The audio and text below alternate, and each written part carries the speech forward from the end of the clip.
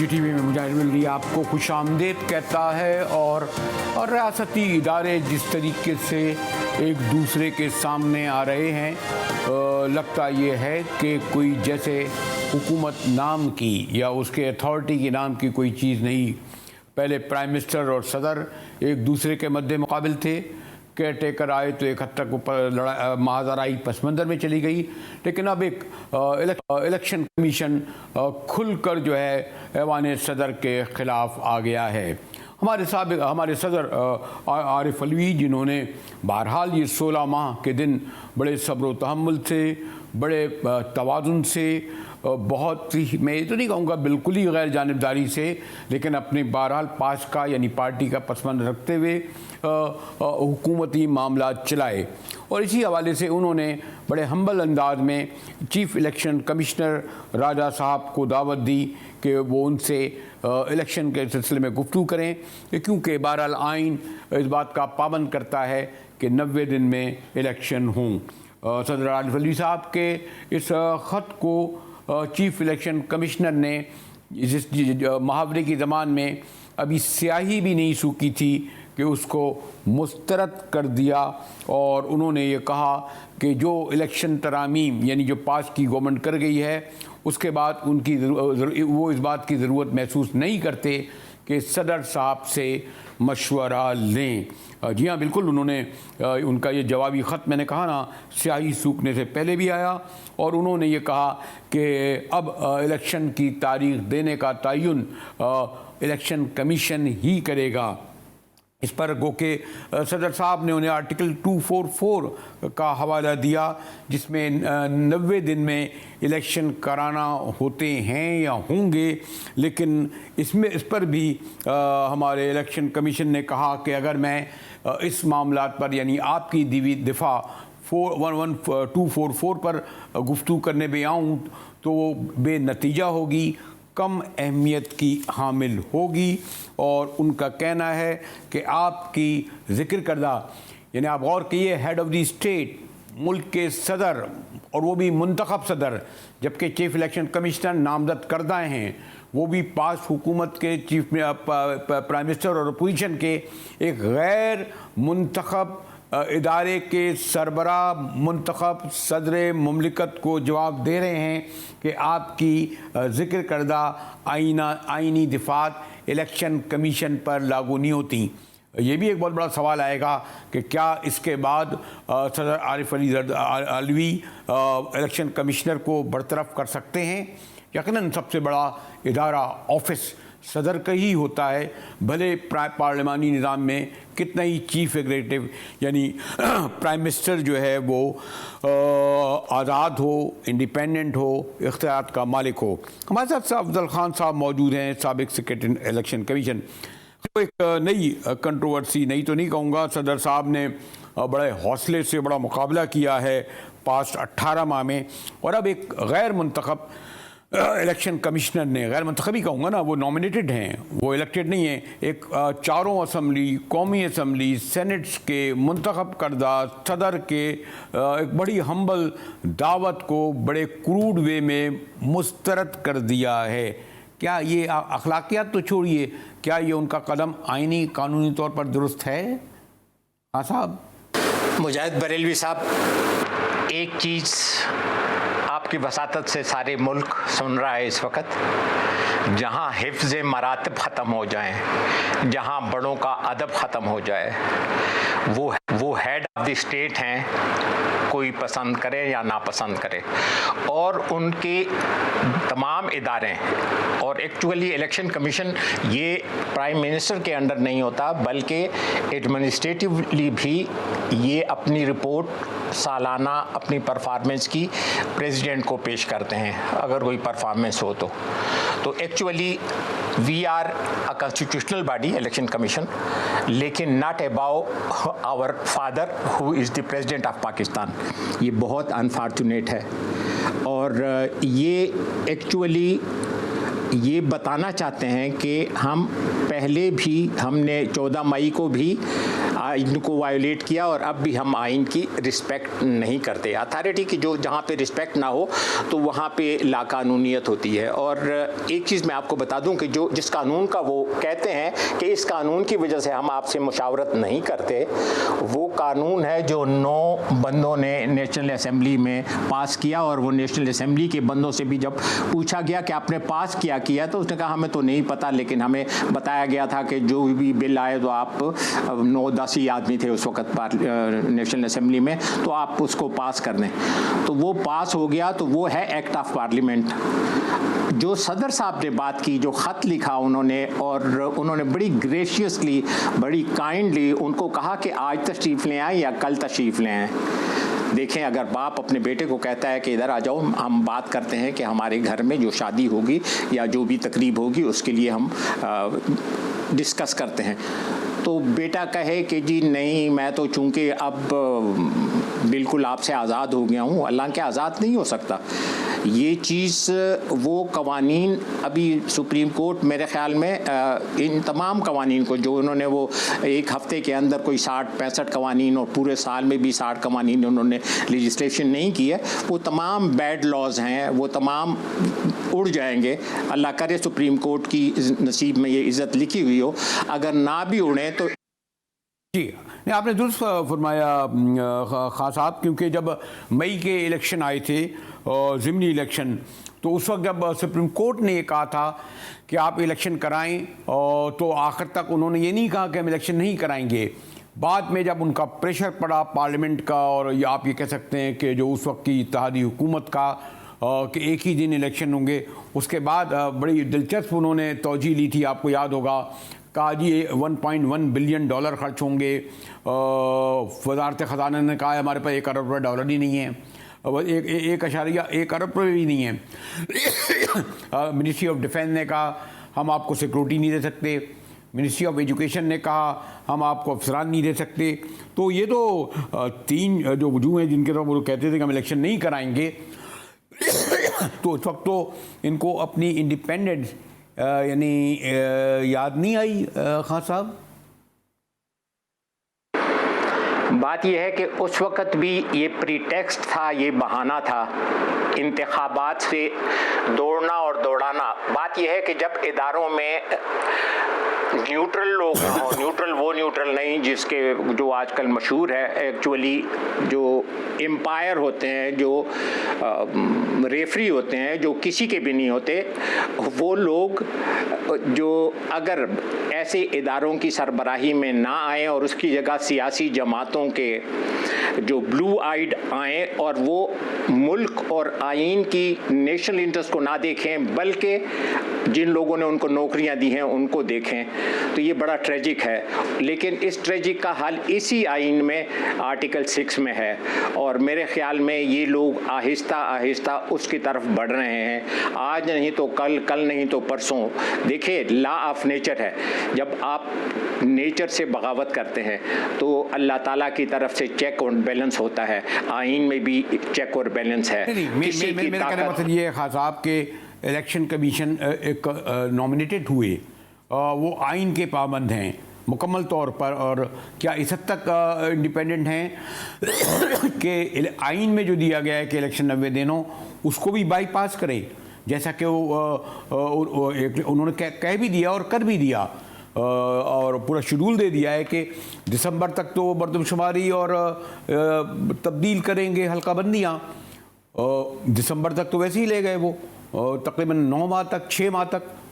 हाँ साहब, तो ये ज़रा हमें गाइड कीजिए कि 100% जी ये हाँ था 100% पाबंद हैं, 100%। इसमें रिहाइश की गुंजाइश नहीं है। और एक्चुअली ये 90 दिन भी इन्होंने अपने लिए बढ़ा दिए कि 3 दिन पहले असेंबली को जो 12 के बजाय 9 को किया उन्होंने रिजॉल्व, ताकि हमें 60 के बजाय 90 दिन मिले। अब 90 से वो 9 महीने भी जानना चाहते हैं, और 9 महीने से उनका 9 साल का ख्याल होगा। लेकिन ई ख्याल अस्तो महाल, ये वो ख्याल है जो अभी मुमकिन नहीं है, और ये सेल्फ डिसेप्शन है, ये वायलेशन ऑफ कॉन्स्टिट्यूशन है। और आज की जो दुनिया है उसमें इस किस्म की चीज़ें कबूल नहीं होती। इवन जो लोग इनको पीछे से आशीर्वाद दे भी रहे होंगे वो कल इनको बचा नहीं सकेंगे, इसलिए कि जो अमल डीड्स या मिस डीड्स, अच्छे डीड्स का इनाम मिलता है और मिस डीड्स की सज़ा मिलती है, ये लॉ ऑफ नेचर है। तो अब ये जो अगर इलेक्शन कमीशन ने इलेक्शन ही नहीं करवाने तो हम इसके ऊपर अरबों रुपए क्यों खर्च कर रहे हैं? फिर कौन फैसला करेगा? पहले उन्होंने सुप्रीम कोर्ट को नहीं माना, अब जाना तो हमें सुप्रीम कोर्ट पास का ही पड़ेगा ना। जब सदर की दावत ही कबूल नहीं कर रहे कि उनकी चाय पीने नहीं आने चाहते, फिर क्या होगा? और 90 दिन में भी इलेक्शन नहीं कराना चाहते तो फिर क्या सुप्रीम कोर्ट फैसला करेगी? क्या होगा खान साहब? उन्होंने सुप्रीम कोर्ट के सामने मुख्तलिफ बयानात दिए हैं और वो सुप्रीम कोर्ट के रिकॉर्ड पर हैं।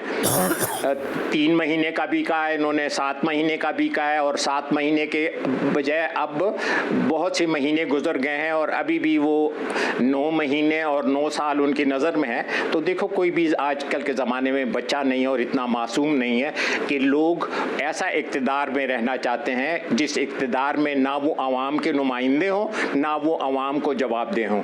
लेकिन अल्लाह ताला का अपना कानून है। एक चीज़ याद रखें कि देखिए, ये वो लोग हैं जो इक़्तिदार में तो रहना चाहते हैं, जो आवाम को इस जमहूरियत में आईन में 5 साल में एक दफ़ा का वोट का हक है, वो उनको वोट का हक नहीं देना चाहते, इसलिए कि अवाम के साथ जो उन्होंने किया उसके बाद अवाम उनसे अपने वोट के ज़रिए, और ये एक बेहतरीन तरीका है बजाय ये कि लोग पीपल रिजॉर्ट टू वायलेंस, उससे बेहतर है कि वोट के ज़रिए तब्दीली को रास्ता दिया जाए। आप मुझे बताइए कि अगर मैं कंक्लूडिंग सवाल आपसे ये करूं कि आखिरी बात कि 90 दिन में इलेक्शन अगर चीफ इलेक्शनल कमिश्नर नहीं कराते तो आइन की भी तौहीन होगी और अदालत की भी तौहीन होगी, और 2 बातें तो होंगी ना, ये नहीं।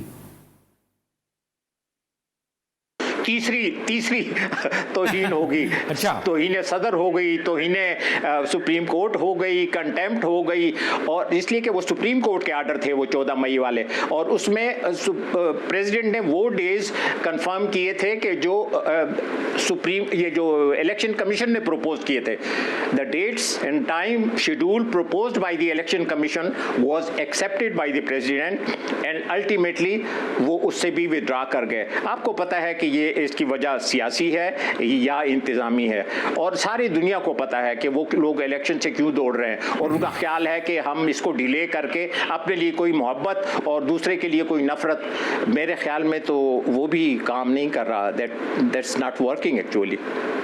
शुक्रिया खान साहब। वैसे तो मैं ज़रा जानना चाह रहा था कि जजेस यानी बारों और बेंचों में जो महादाराई हुई है, लेकिन इससे भी बड़ी खबर सिंध के हवाले से ब्रेकिंग न्यूज़ है कि बड़े पैमाने पर उखाड़ पचाड़ की तैयारियां मुकम्मल हो चुकी हैं।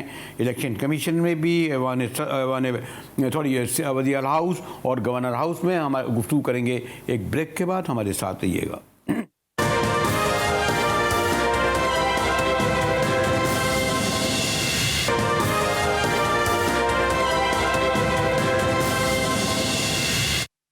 टीवी में मुजाहिद विल्ली आपको खुशामदीद कहता है। और जिस बात का कभी इम्कान था कि बहरहाल तमाम तर क़यासाराइयों के बाद वफाक और सूबे में जो हुकूमतें आई हैं निगरां, उनके बारे में जो दावे किए जा रहे थे, ये तक कि जनाब निगरां वज़ीर आज़म का नाम लंदन चला गया है, इत्तेहादियों ने कैबिनेट के नामों दे दिए गए हैं, अफसरान भी अपनी तकर्रियाँ लगा रहे थे।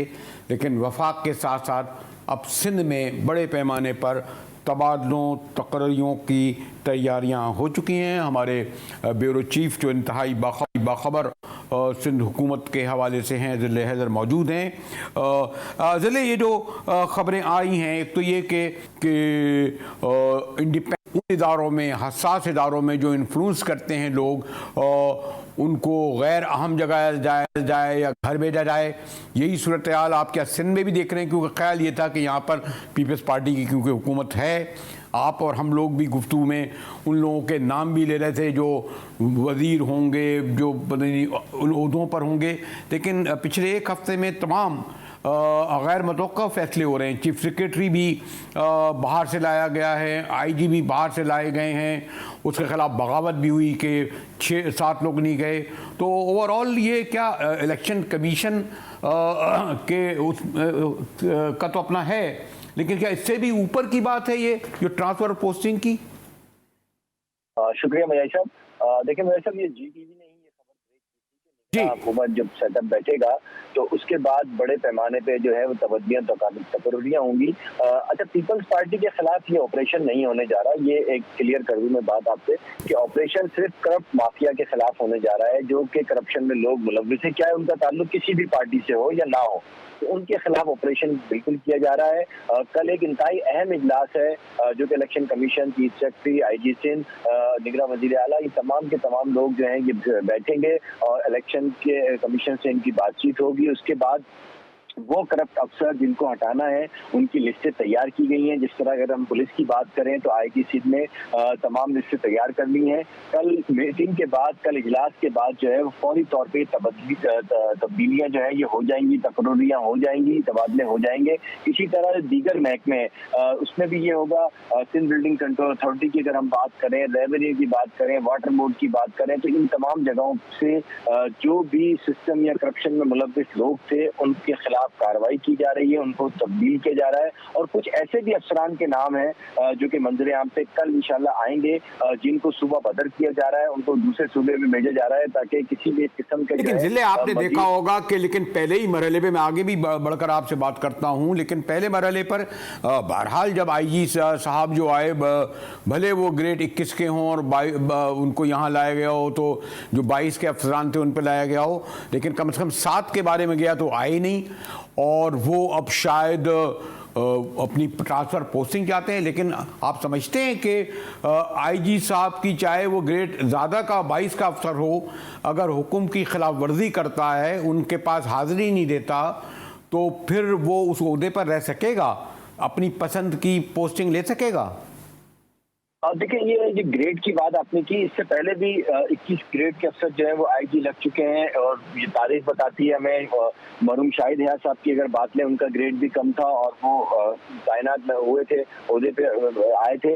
तो इस तरह की कई मिसालें हमें मिलती हैं, लेकिन असल मसला यहाँ पे ग्रेड का नहीं है। असल मसला है करप्शन रोकने का, असल मसला अमन व अमान की सूरत हाल का है, असल मसला उन लोगों का है जो कि माफियात के साथ मिल के मुल्क को नुकसान पहुंचा रहे हैं, मुल्क की साख को नुकसान पहुंचा रहे हैं। उनके खिलाफ कार्रवाई कौन करेगा?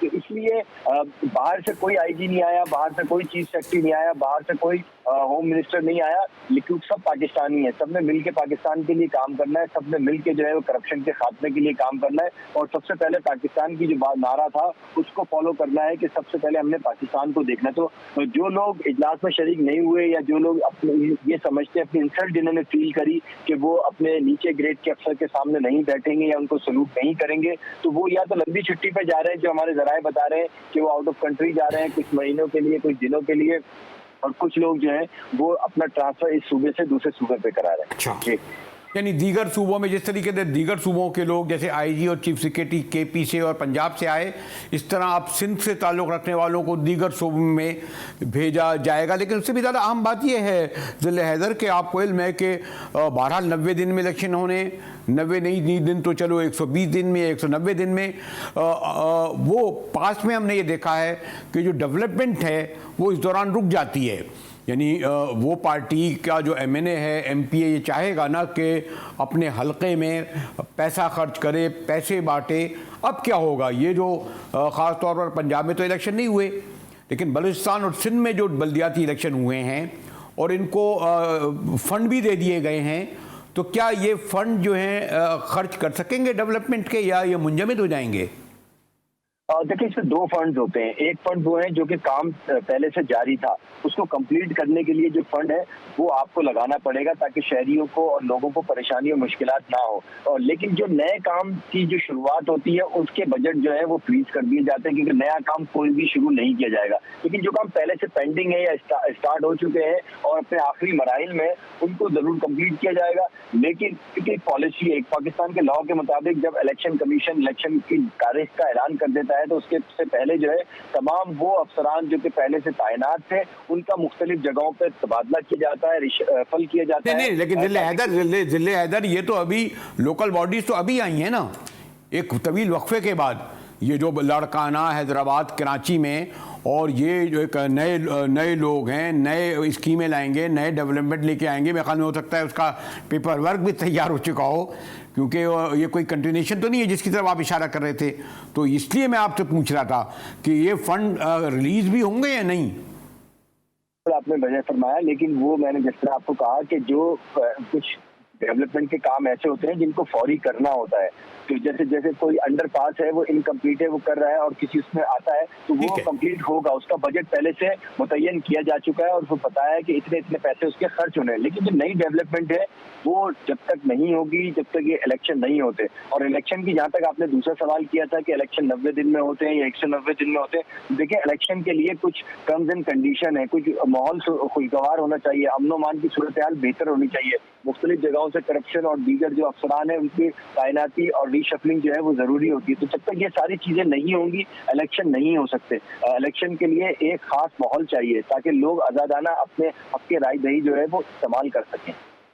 ठीक है, ज़िले हैदर हमें बता रहे थे कि जुमे को इलेक्शन कमीशन इजलास होगा, उसमें बड़े पैमाने पर ऐसे अफसरान को तब्दील किया जाएगा जो इन्फ्लुएंस कर सकते हैं, असरअंदाज हो सकते हैं। ज़रा चलते चलते हुकूमत इस वक्त बारों और बेंचों की महादारी भी सियासी महादारी की तरह अपने उरूज पर पहुंची है। इस पर गुफ्तगू करेंगे एक ब्रेक के बाद, हमारे साथ रहिएगा।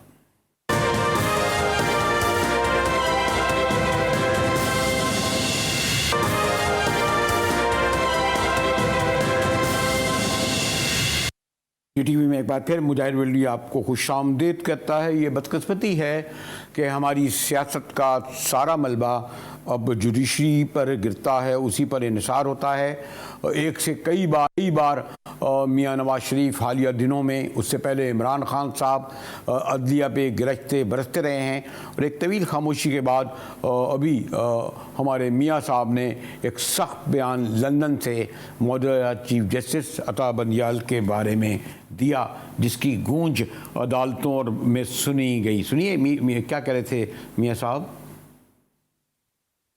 एक ऐसे बंदे को जो एक मुख्तलिफ किस्म के अपना करप्शनों में मुलविस है और जो कि अपना ये तोशा खाना से लेके तो अलकादर ट्रस्ट तक, जिसमें अरबों रुपए की चोरी पकड़ी गई है, उसको बचाने के लिए सरगर्म है चीफ जस्टिस आज के। यानी फर्क देखें आप, उस वक्त के चीफ जस्टिस नवाज शरीफ को दीवार से लगाने पे लगे हुए थे और आज के चीफ जस्टिस को बचाने पे लगे होंगे, और जानते हैं कि ये बंदा करप्ट है, इसने पाकिस्तान को तबाह किया, पाकिस्तान की मईशत को तबाह किया, पाकिस्तानी कौम के अखलाकियात को तबाह किया। इस शख्स के लिए चीफ जस्टिस ऑफ पाकिस्तान जो है वो अपनी कैरियर को दांव पे लगा रहा है। जी, सुना मियां साहब ने। हमारे साथ हारून रशीद साहब, senior lawyer, Pakistan vice chairman Pakistan bar council में।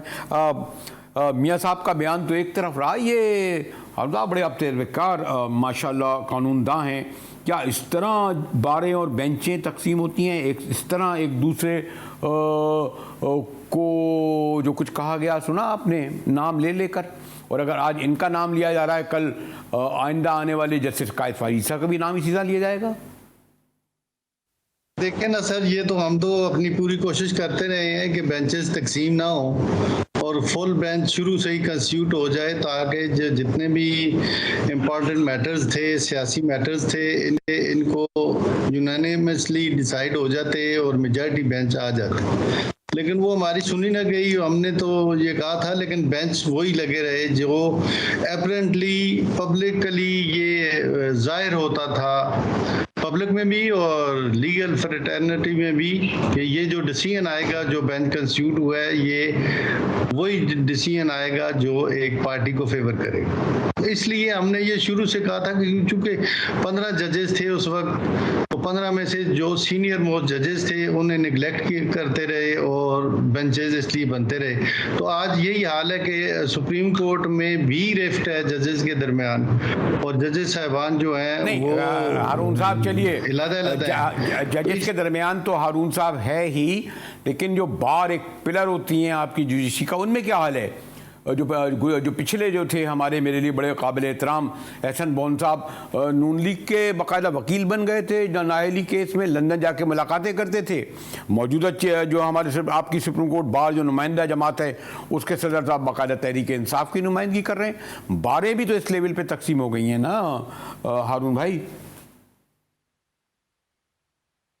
लेकिन अब मेरा जो अगर पर्सनल व्यू देखें तो मेजॉरिटी ऑफ द लायर्स जो हैं वो किसी पॉलिटिकल पार्टी को फेवर नहीं करते, और ये जो पॉलिटिकल पार्टीज का अपना एजेंडा होता है, लायर्स का अपना होता है। तो इसलिए हम तो किसी पॉलिटिकल, आप नोट कर लें कि या तो हम फेवर कर रहे हो किसी एक पार्टी का, या किसी पार्टी से हमारा कोई कंसर्न हो, या हम उसके अहदेदार हों या उनमें शामिल हों। ऐसी तो कोई मेरी आज तक, या अदरवाइज मेरी जो पाकिस्तान बार कौंसिल है उसका भी यही है कि वो किसी भी पॉलिटिकल पार्टी की एक की साइड नहीं लेते। वो जनरली आइन और कानून की बात करते हैं कि आइन के मुताबिक जो काम हो वो जब आइन के काम होते हुए नजर आएंगे तो मेरा ख्याल में अगर हम उसके खिलाफ भी बोलेंगे तो लोग कहेंगे जी आइन तो ये कहता है और आइन के मुताबिक जो फैसला हुआ है वो ठीक हुआ है। तो इसलिए मैं ये नहीं समझता कि वकीलों का ये इंटरेस्ट है कि किस पार्टी के साथ हों और किसके साथ। हारून साहब मैं बार काउंसिल की बात नहीं कर रहा, जैसे मैं सबसे बड़े आपकी सुप्रीम कोर्ट बार का कह रहा हूँ, और मैंने सॉरी टू से मेरे लिए काबिल एहतराम है बोहन साहब की मिसाल दी, ज़ुबैरी साहब से भी बड़ी मेरी न्याज़मंदी है, वो भी इसी तरह हो रहे हैं, इमरान खान बचाओ कमेटी बने हुए हैं। तो हम ये कह रहे हैं कि बारे इस तरीके से यानी बेशतर लोग बात ही नहीं करते कि 37 औरतें जेलों में, 8,500 लोग जेलों में, फौजी अदालतों में केस दिए जा रहे हैं, ऑफिशियल सीक्रेट आ ही नहीं रहा है। वो बारें एक तरफ खड़े, बारों के हामी एक तरफ खड़े हैं जो मियाँ साहब के हामी समझे जाते हैं। इसलिए मैं कह रहा था आपसे, वो तो जो जुबैरी साहब हैं वो तो उनके परवेज इलाही के वकील थे, उन्होंने तो फीस भी ली हुई है, और उनकी वो जो ऑडियो केस था उसमें वो वकील हैं उस मुल्ज़म के जो कि जस्टिस साहब के पास सुप्रीम कोर्ट में बैठे हुए थे, उनके घर में बैठा हुआ था और उसके वो वकील थे। और वीडियो अगर जुबैरी साहब अगर हारून भाई जुबैरी साहब आज घर में बैठे हैं, यही तो मैं कह रहा था कि पिछले साल या पिछले महीनों में पुराने आपके साबिका भवन साहब लंदन में बैठे थे मियाँ साहब के घर में, वो तो चले बात छोड़े। लेकिन अब तो आपने देखा नवाज शरीफ साहब बाकायदा बंदियाल पता नहीं किस किस के जजों के नाम ले लेकर जो है उनके बारे में ज़बान इस्तेमाल करने, क्या ये मुनासिब है? देखें मियाँ साहब की अपनी उनको जिन केसेस में सजा हुई है, ये नहीं कि मैं मुस्लिम लीग नून की फेवर कर रहा हूँ, मियाँ साहब को जिन केसेस में सजा हुई है उनमें कोई एविडेंस नहीं है। और अब ये रिकॉर्ड पे आ चुका है कि उनकी बेटी भी वहाँ से बरी हो चुकी है, उनके दामाद भी बरी हो चुके हैं, और केस वही है, एविडेंस वही है। और जब सेम एविडेंस पे कुछ लोग बरी हो जाए तो वो बाकी सजा नहीं हो सकते, उसी एविडेंस पे बाकी सारे बरी होते हैं। तो अब पोजीशन ये भी सारी आपके सामने है। बाकी वो पॉलिटिकल मैटर्स हैं, वो आते हैं, उनकी अपीलें पेंडिंग है हाई कोर्ट में, और हाई कोर्ट में जो भी होगा वो हाई कोर्ट ने फैसला करना है या कोर्ट ने फैसला करना है। तो बल्कि मैं अगर आपसे ये सवाल भी करूँ, इसी तरह सब कुछ चलता रहेगा? मसलन वो खैर मैं कायद फ़ियादी ऐसा पे नहीं आऊँगा कि जो पार्लियामेंट में जाके खड़े हो गए थे वहाँ पर जरदारी साहब के पहलू में बैठे थे और डार साहब के, लेकिन क्या ये इसी तरीके से कन्फ्रंटेशन का माहौल चलता रहेगा? ये